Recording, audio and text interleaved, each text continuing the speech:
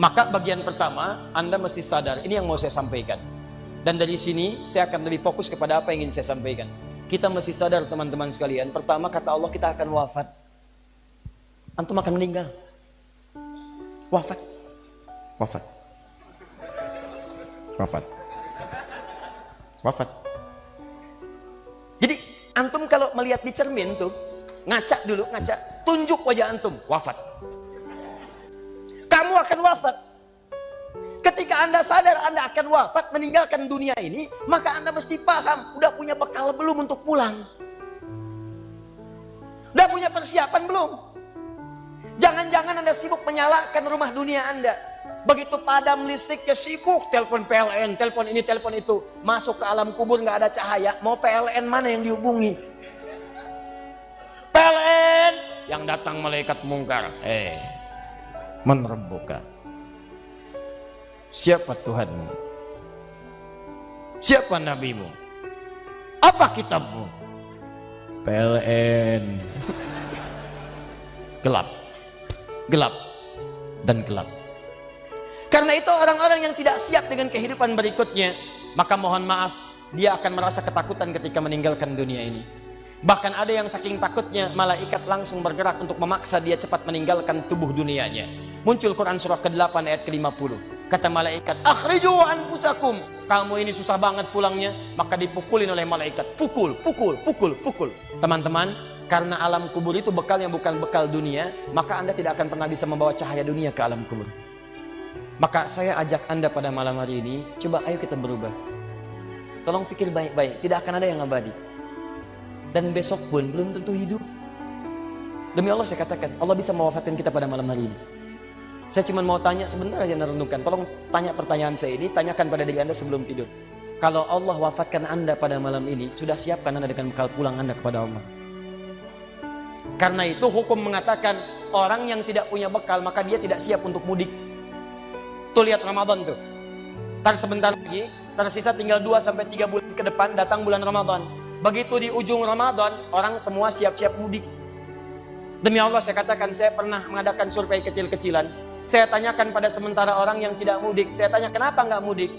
Ustadz, nggak ada bekal. Dunia saja tidak punya bekal, malu mudik. Tidak punya bekal, susah mudik.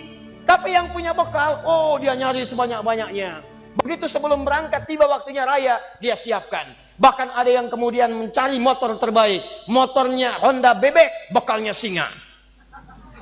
Motornya bebek, bekalnya singa. Karena bekalnya lebih banyak dibandingkan dengan sifat kendaraannya. Kendaraan kecil, motornya modifikasi. Tambah lagi pelepah pisang. Tambah lagi dus 1. Tambah belakang yang lain lagi. Numpuk semua di belakangnya. Dituliskan kemudian tulisan, aku pulang sayang, jemput ya. Masya Allah. Luar biasa. Kenapa? Karena tahu dia punya bekal untuk pulang.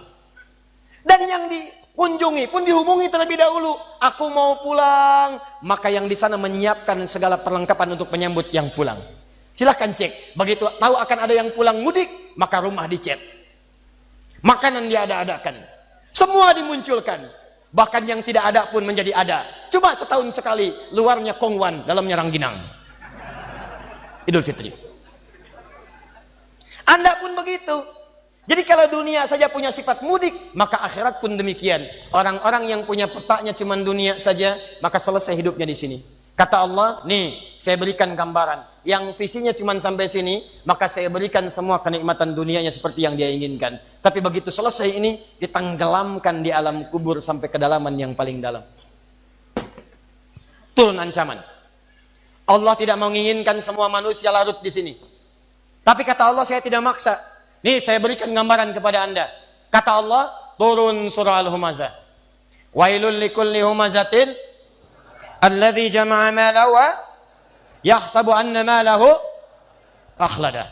Kata Allah, hei yang terlampau sibuk dengan dunia. Suaminya sibuk cari harta, hitung lagi, hitung lagi, hitung lagi. Istrinya sibuk kumpul-kumpul dengan sesamanya, cuma membicarakan harta suami. Sosialita yang senang dengan kumpul-kumpul saja, tidak ada manfaatnya, cuman ngobrol, cuman gibah, cuma macam-macam. Makanya ketika menyebutkan kalimat saling cela, saling ngobrol, menggunakan tak marbutah. Tak marbutah menunjuk pada perempuan.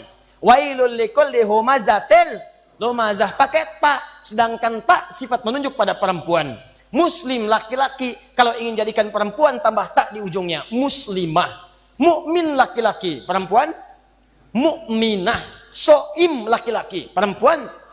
Wah, itu dia. Sesuatu yang kokoh, kuat, berwibawa, mantap, punya tenaga. Makanya tanda-tanda laki-laki pun beda. Punya kumis, laki-laki berkumis, perempuan tidak. Punya wibawa, punya kata-kata yang kuat. Makanya kalau ada laki-laki suaranya sedikit gemulai saja, itu akan kehilangan sifat wibawanya.